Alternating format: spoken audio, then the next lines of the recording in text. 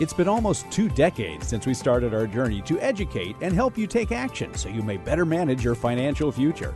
Our goal is to help you accomplish your life's purpose. This podcast reveals financial tips, strategies, and insights that will help you to set your financial goals and guide you along the way. This is Managing Your Financial Future, brought to you by the advisors at Lucia Capital Group. All right, welcome back to Managing Your Financial Future, the podcast all about managing your financial future. How fortuitous that we happen to have that title. I'm Johnny Dean. I'm your podcast host, and here with me, of course, as always, is our professor, Rick Plum, CFP professional. Hello, Rick. Good morning, good evening, good afternoon. Whenever you happen to be listening, it's nice to have everybody here. Last week, we talked about the Secure 2.0 Act. Right, which is a provision or part of the big $1.7 trillion budget bill that they passed right at the end of 2022. Right, and it really helped. It changed, and I think it helped in many ways. People with their retirement plans. There's some good things in there, but there were dozens and dozens of provisions in it. We tried to narrow down the ones that we think are most helpful or pertinent to our listeners. And one of the things that we talked about last week had to do with required minimum distributions. Now, RMDs, as we call them. And we had some people ask us if we could clarify it just a little bit. So first, let's talk again, just very briefly, about the rules. Now, we said for some people, required minimum distributions have already started. For others, it's going to be age 73. For others, it's going to be age 75. Right, just like Congress to make everything clear as mud, right? Well, yeah. They have deferred. Now, starting back in 2019, they made the first significant change to RMDs that we've had for at least 20-some years, where they moved it from 70 and a half, the year you turn 70 and a half, to age 72. Yeah, and it was 70 and a half, as you said, for years, but it was 70 and a half for everybody. Right, it was 70 and a half for everybody. Then in 2020, it moved to 72. For everybody. Your first required minimum distribution was the year that you reached age 72. Well, now that it's been signed in, almost the last day of last year, the required minimum distribution age starting this year is age 73. So basically, if you did not have a required minimum distribution last year, you don't have a required minimum distribution this year. And in 10 years, they're going to increase the age again. It's already in. It's not something they have to vote on or do anything with. Basically, if you're born in 1960 or later, your required minimum distribution age is age 75. So it postpones taking that required minimum distribution. This year, it was postponed by 1 year from 72 to 73. And then 10 years from now, it's postponed again from 73 to 75. Yeah, I like how you said it. It's almost like retirement, a full retirement age for people of a certain age. And what you said was if you're born in a certain year. So I think that's the easiest way for people to remember. I think so, too. If you're born before 1951. So 1950 or earlier. You've got a required minimum distribution. Yes, for this year. For this year. Because right. You'll be 73 this year or older. Right. This or year. If you were 72 last year, you had one. And you'll have one again this year because Correct. You'll be 73 this year. So anybody who is born in 1950 or earlier has a required minimum distribution this year. If you're born in 1951 through 1959, your required beginning year, your first required minimum distribution year, is the year you reach 73. So that will be next year if you were born in 1951. Yes. So just know that if you were born in 1951 through 1959, your 73 is your magical age. Right. And under current law. Under current law. And this bill has been bantered about since they passed the original Secure Act in 2019. So I don't expect them to change these anytime soon. Now, sure, as I said that, Congress will come out tomorrow with an announcement, but they've been talking about this for a while, and it's in the books now to go to age 75. I don't see a lot of tailwind to get them to push it again, at least not anytime higher. soon. Yeah, so if you were born in 1960 or later, your required minimum distribution age for your first one and beyond is age 75. Which now, so I could say my 1-year-old grandson, his required minimum distribution age is going to be age 75. Now, if they don't change it, they may change it during over the his next lifetime. 75 years. I don't know, but that's how that works. Yeah. So, but What it does, though, is and it goes back to, I like the name of this podcast, Managing Your Financial Future, because it gives us at least one more year for a lot of people, up to 3 or 4 more years of the ability to actually manage our situation. We get to manage how much taxable income we want to show in those years prior to age 73, prior to age 75, depending upon when we were born. It gives us another year to look at our tax brackets and say, I have room to take money out of my IRA and convert it to Roth. Yeah. I have room to take money out and spend it and do whatever I want. I'm not required to take the money out this year, but that doesn't mean I shouldn't consider taking some out using today's tax brackets, which may be lower than they will be in the future. We know that in 2026, they are potentially going to go back to the 15, 25, 28 and above rates rather than the 12, 24, 28.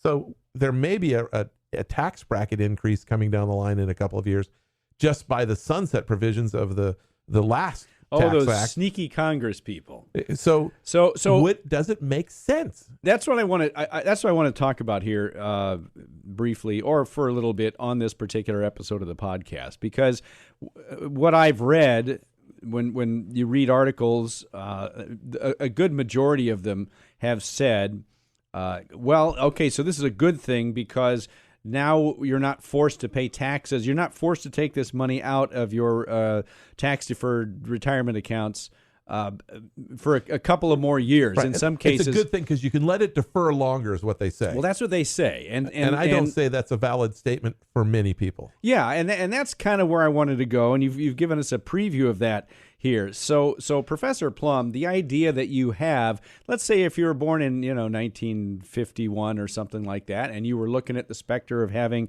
a required minimum distribution, which would have been this year, yes, right? And you were thinking, but now you've given, if you're born in 1951, you're given in one more year. A reprieve for 1 year. You do not have to take an RMD this year. Yeah, and you may be sitting there thinking, oh boy, that's good. Wow, dodge the bullet. I can put this horrible thing off for yet another year. The horrible thing being that you got to take a certain amount out and pay taxes on that. But Professor Plum, my question to you, as you already knew, is waiting to take out this money, is this a good thing the way it's being described by many in the financial press? Well, conventional wisdom in finance says never take money out of your IRA unless you're mandated to do so. Now, most people can't do that. They need the money to live off of. But if you're blessed enough to have a situation where you have enough income from other sources where you do not need to take money out of your IRA, even the only reason you're doing it is because you're required to, does that mean that you should not take any money out? Conventional wisdom says never take it out. I'm saying that's probably not a good thing. Now, why? Let me just ask you, what reasons have you seen where they say it's better if you don't have to take money out of your IRAs and your 401ks and all the things that you're required to at a certain age? What reasons are they giving that you should always wait? Well, they couch in that tax-free growth is better than taxable growth. Because if I'm earning, just for easy math, I'm not saying you can earn this. If I earn 10%, but I got to pay, 2.5% in taxes, I only earned 7.5%. And 10% is better than 7.5%, right? And so they look at it, let that continue to grow and compound until you're forced to take it out, or you die and your heirs take it out. Now, if it's a personal investment, there's some validity to reducing your taxes, letting it grow, and getting a step up in basis when you die. Your heirs, at least validity from your heirs' standpoint. But that's for money that's already outside of the pre-tax IRA money world. That's in an IRA.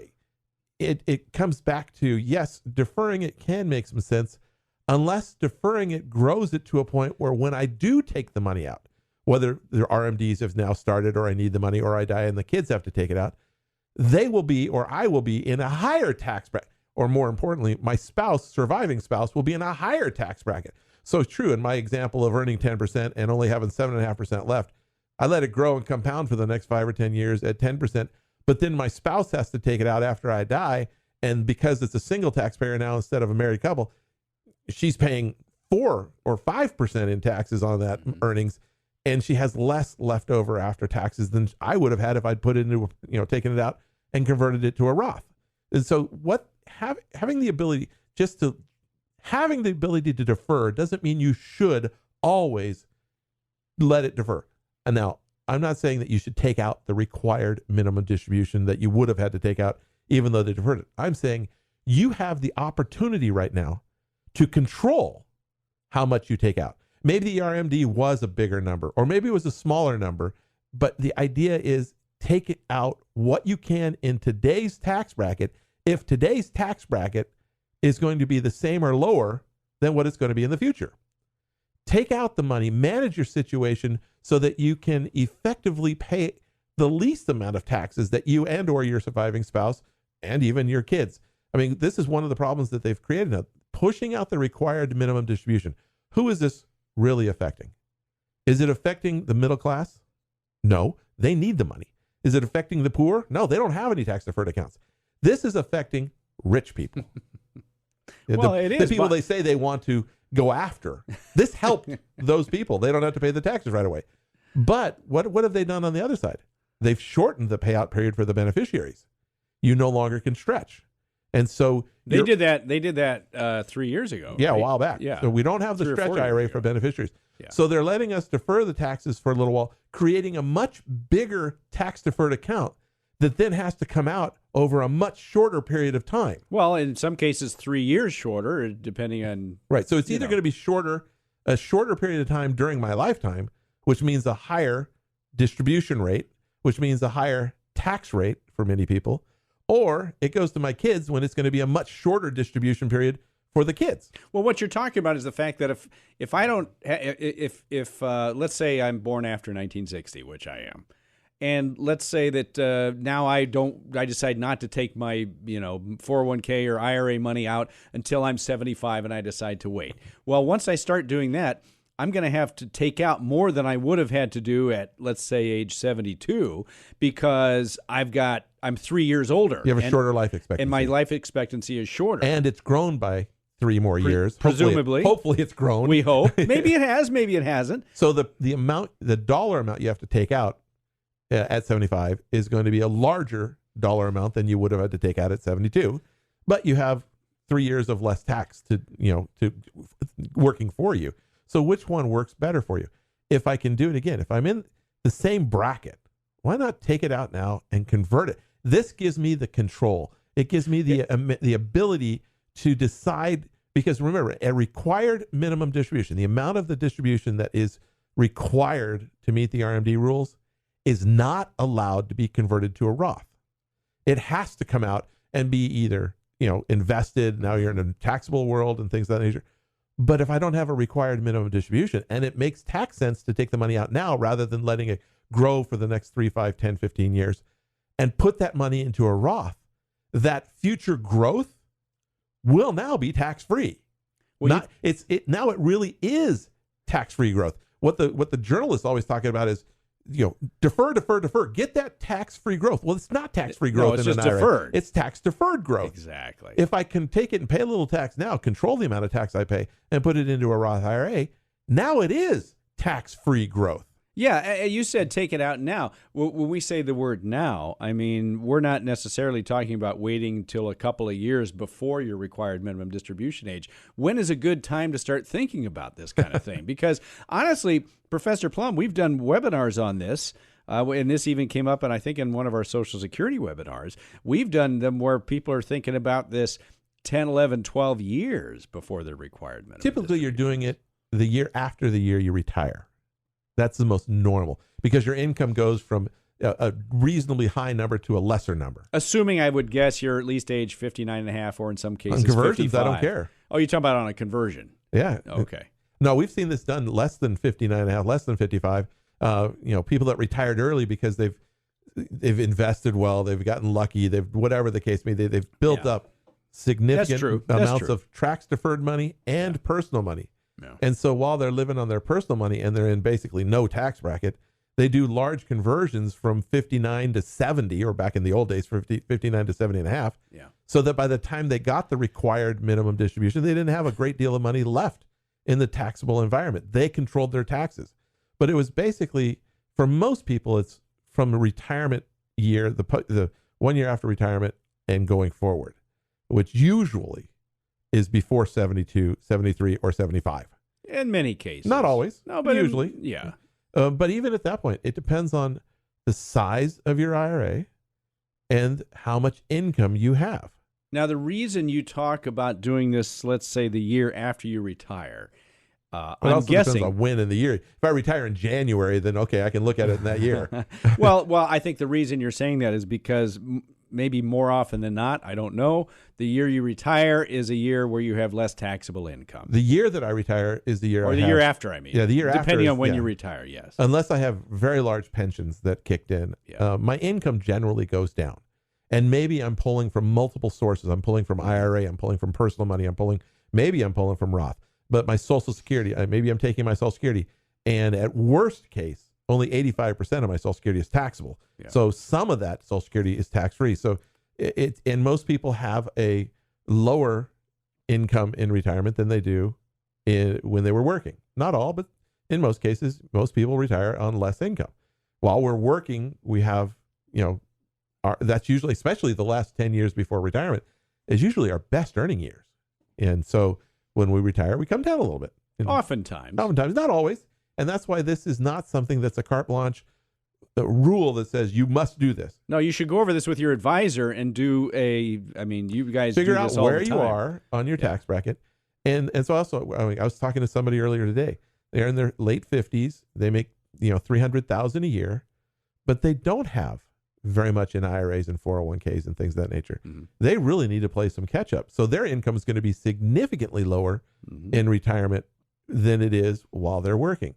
On the other hand, I talk to other people who, as they get closer to retirement, they pare back on their earnings. And so they go from $300,000-400,000 a year, or even 150 to, down to 60, 70,000 a year while they're still working. They've decided they don't want the 60, 70 hour a week, stress job. And they say, these last 5 years, I'm going to work an 8 to 5, 9 to 5. And when I leave work, I leave work. That's it. Yeah. But they accept a significantly lower pay scale. They're not taking any money out of their income. Maybe they're not saving as much, but they've already saved a lot while they were making the big bucks. But this may be an opportunity while they're in the tax bracket they're in to be able to use these current tax brackets effectively and reduce the amount of tax deferred money that you have, if you can do it effectively, before those required minimum distributions hit. Deferring the age just gave us more control over our own lives. So that's where I think maybe you see the benefit very much. Of a higher, not for necessarily leaving the money in there and allowing it to keep growing tax deferred and only take it out when you're required to. This gives you a year, 2, 3 more potentially to maybe do some conversions. Right, to control your own situation. And if it is your decision that you want to go as low on your taxes as possible until the RMDs hit, that's fine. Let it defer. But if you're of the mind that you say, I have an opportunity where I can take it out at a lower bracket and stifle the growth of my IRA, I'm not talking about stifling the growth of your portfolio, because we're just moving it from one pocket to another. Try to become more efficient, more useful with those taxes, and manage those taxes. But doesn't that mean that I'm going to have a higher tax bill now when I'm age 63, 64, 65 than I would have had? I mean, sure. My goodness, I'm taking money out of my IRA, which means that I'm going to have a higher tax bill for the next in many cases, several. yes. I mean, higher than I would have had. Yes. I mean, if you had just let it defer in this example where you say, I'm going to retire at 64 and I'm going to live on Social Security alone and my savings account. And my IRAs and 401ks, I'm going to let them grow until I'm 75 years of age. And then I'm going to be in a really low tax bracket. I'm going to have no taxes for the next, 11 years or whatever the case may be. Yeah. Hey, that is a choice, but understand that choice has a consequence. And depending upon the size of your IRA today, letting it grow for an additional 3 years, letting it grow from 64 to 75 or 10 years could create a significant amount of money in tax deferred accounts that will then take you from the tax bracket you're in today, which may be the 12% bracket, and push you into the 28, 32% bracket in the future. Or, Lord willing, you have so much growth that it pushes your income into the IRMA levels. It's one of those success tax issues. But if I can pay a little tax now and convert it to a Roth and have much of the overall growth happen in my Roth rather than my traditional IRA, my income tax won't jump 3, 4, 10-fold by the time I hit 75. You're paying it now as opposed to waiting. I'm paying some now. Yeah. Because do we think that tax brackets are going to go down? Well, even if they don't, I mean, my goodness, look at it this way.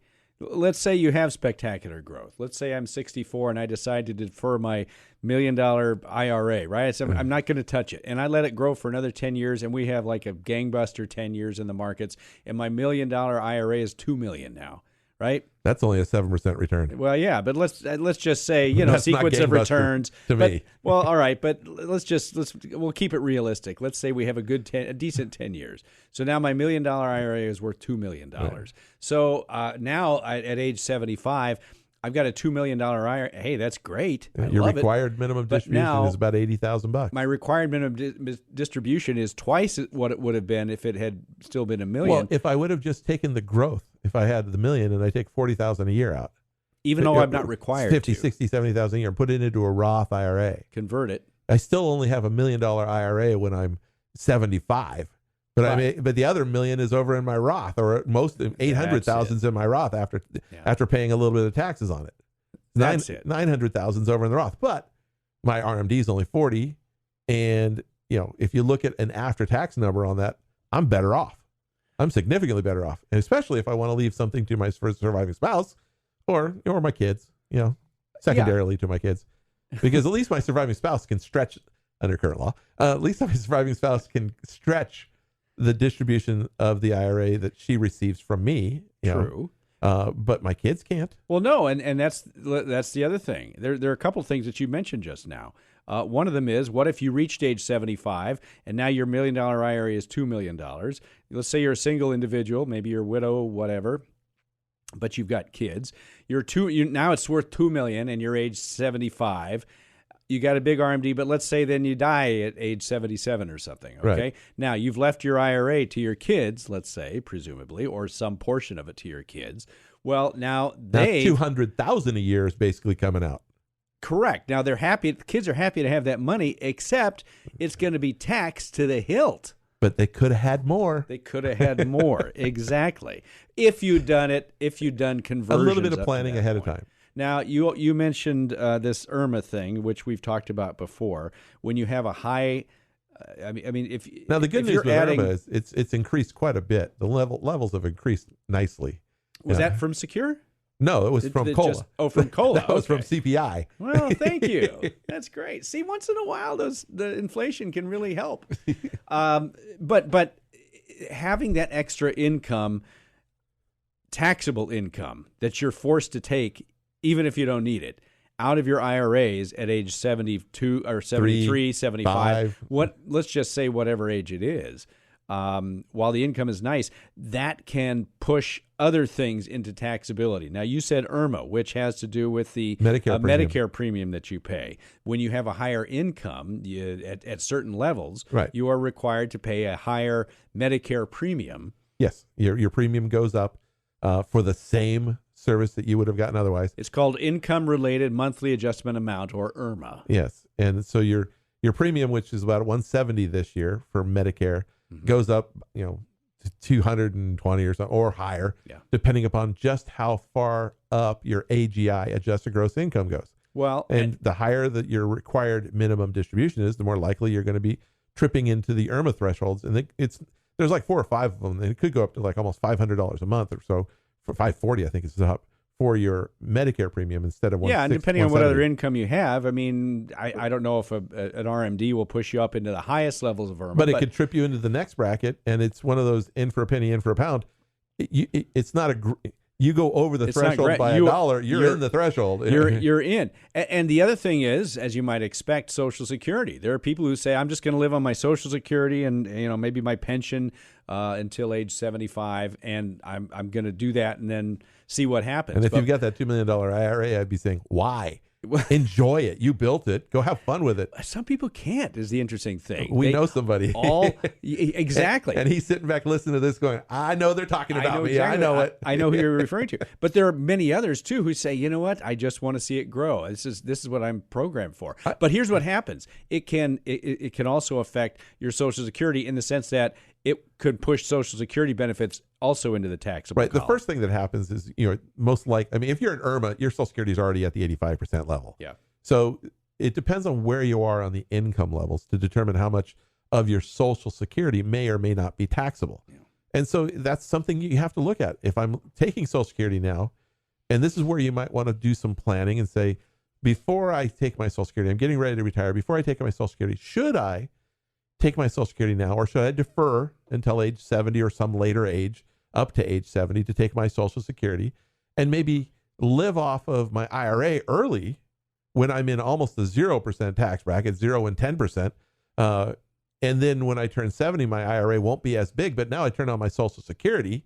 Yeah. And now I don't pay any taxes on my Social Security. And depending on what I'm taking out of my IRA, I may still not be paying much into on my Social Security because it's a graded scale. It's not, they talk about the thresholds for single people being 25 and 34,000, but that isn't total income. That's a modified number that is a sliding scale depending upon how much your Social Security is, and they only include half of the Social Security in that, and then other income.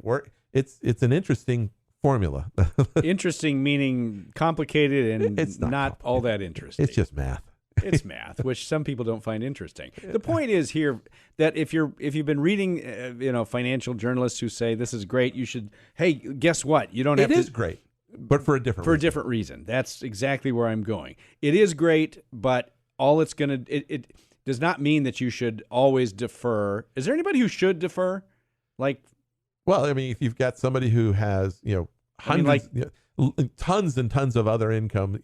From outside sources, their taxable income is $500,000, $600,000, $700,000 a year, and their IRAs are going to be in the 37% bracket, and they're not all that healthy, and their they've got 20 kids, and they're going to spread that distribution out over 10 years. Or they have no kids and they have a charity. Oh, and they're going to charity. Sure. There are situations where deferring can make sense. Right. But there's a lot more control now. We have more years to decide how much we do or do not want to take out of the IRA. Mm-hmm. And that's a decision that's very good for us right now. We have the control. We can decide to or not to take money out and either live off of it and let other monies grow, or convert it to a Roth and create tax-free growth. I kind of like that tax-free stuff if it's an efficient use of the money to get it over there. Yes. Now, if you're right at the edge of a tax bracket and taking more money out is going to push you, you'd still want to take a look at it. Yeah, let's say you had $1 million IRA, you turn 72 this year, so you got that one more year. Yeah. Your RMD would have been, just shy of $40,000. And you say, well, I've got $28,000 worth of room left in the 12% bracket. If I would have taken the 40, I would have had to pay, 12 on some of it and 22 on some of it. Well, I'll max out the 12 this year. I'm going to pay 22 anyway next year. So I'll get a little bit more out this year at 12 than I would have ever been able to get out. Fine. You're paying a lower tax on it this year. So you saved $2,800 in taxes in that example. This is why you go over this stuff with the Lucia Capital Group advisor. Professor Plum, you just said did you say fun? Or did you say it's easy? Or it's just math? It's just math. It's just math. But that implied that it's just, hey, it's just math. Well, the formula is very straightforward. Of course it is. Of course it is. Just like, the quadratic equation is very straightforward, and, so is E equals MC squared. But you got to know how to get there. And yeah, that's true. If you talk to a Lucia Capital Group advisor like Professor Rick Plum, they can help you get there and tell you whether or not this is a good idea. Is it a good idea to defer? It may not be. Probably in more cases than not, it's not a good idea to defer. You just have a little bit more time to have control and take out as much as you want without being required. Give them a call, 800-644-1150. That's the number at Lucia Capital Group. Many of you know this now. You've taken advantage of it already. 800-644-1150, or go online to luciacap.com, LuciaCap.com. You're going to find a lot of information and videos that we've covered. We've covered this in different areas. So if you need some more information, you can do that at luciacap.com. You can also find us at Spotify, Apple, and I think maybe even a couple of other places. Subscribe to this podcast, Managing Your Financial Future. You get all this great information that you just got in this podcast. You can continue to get on a regular basis, almost, every week. Right? As long as we're here. We do this 12 episodes a season. You don't want to miss this stuff. So subscribe to our podcast, download it, and get all this information. It's wonderful. Professor Plum, thank you so much. You're welcome. We got more to talk about next week. We're going to have some more guests. Again, some guest advisors coming on. Maybe we'll bring back Joey Lucia. President of Lucia Capital Group. I know he wanted to come back. So look for Joey and some of the other advisors over the next few weeks. Along with you. We're not kicking you out. They can take my spot. They're not going to take your spot. We're going to have you in here. Anyway, for Professor Rick Plum, CFP professional, I'm your podcast host, Johnny Dean. Thanks so much for listening. We will talk to you again next week. The information provided should not be considered specific tax, legal, or investment advice and is not specific to any individual's personal circumstances. To the extent that this material contains tax matters, it is not intended or written to be used and cannot be used by a taxpayer for the purpose of avoiding penalties that may be imposed by law. Each taxpayer should seek independent advice from a tax professional based on his or her individual circumstances. You should always seek counsel of the appropriate advisor prior to making any investment decision. All investments are subject to risk, including the loss of principal. This material was gathered from sources believed to be reliable. However, its accuracy cannot be guaranteed. No client or prospective client should assume that the information presented serves as the receipt of or a substitute for personalized advice from Lucia Capital Group or from any other investment professional. Traditional IRA account owners have considerations to make before performing a Roth IRA conversion. These primarily include income tax consequences on the converted amount in the year of conversion, withdrawal limitations from a Roth IRA, and income limitations for future contributions to a Roth IRA. In addition, if you are required to take a required minimum distribution or RMD in the year you convert, you must do so before converting to a Roth IRA. IRA withdrawals will be taxed at ordinary income rates. Withdrawals prior to age 59.5 may also be subject to a 10% penalty tax. Roth IRA distributions of principal from a Roth IRA are tax-free. However, any earnings will be taxed at ordinary income rates, and a 10% penalty tax will apply if withdrawn prior to age 59.5 or within 5 years of the date the Roth IRA was established, whichever is longer. Examples cited are hypothetical, are for illustrative purposes only, are not guaranteed, and subject to potential federal and state law amendments. There is no guarantee that you will achieve the results discussed or illustrated. Rick Plum and Joe P. Lucia are registered representatives with and securities and advisory services offered through LPL Financial, a registered investment advisor, and member FINRA SIPC. The investment professionals are affiliated with LPL Financial and are conducting business using the name Lucia Capital Group, a separate entity from LPL Financial.